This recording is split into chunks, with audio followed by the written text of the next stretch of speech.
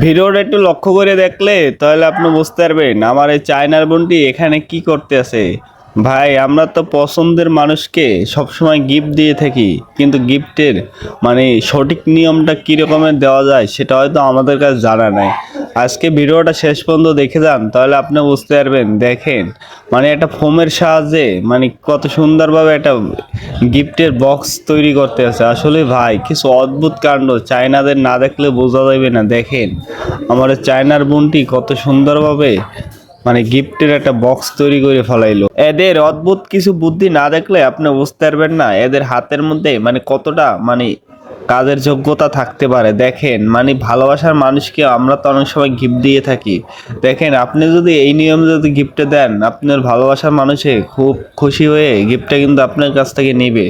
দেখেন এই সেই বাক্সটার মধ্যে কিন্তু গিফটের জিনিসপত্র সব কিছু কিন্তু সাজাতে আছে ফুল দিয়ে, বা যে কোনো যাই আপনি দিতে চাবেন। আপনি যদি এই নিয়মে যদি আপনি যাকে প্রপোজ করবেন, দেখেন আপনার প্রপোজ কিন্তু অ্যাপসেপ্ট করবেই ছাড়বে। দেখেন কত সুন্দরভাবে গিফটের বক্সটা কিন্তু সাজাই ফেলাইলো।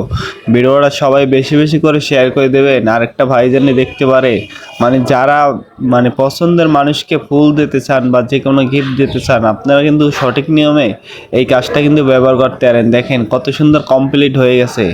ভিডিওটা বেশি বেশি করে শেয়ার করে দেবেন, আরেকটা ভাই জানি দেখতে পারে।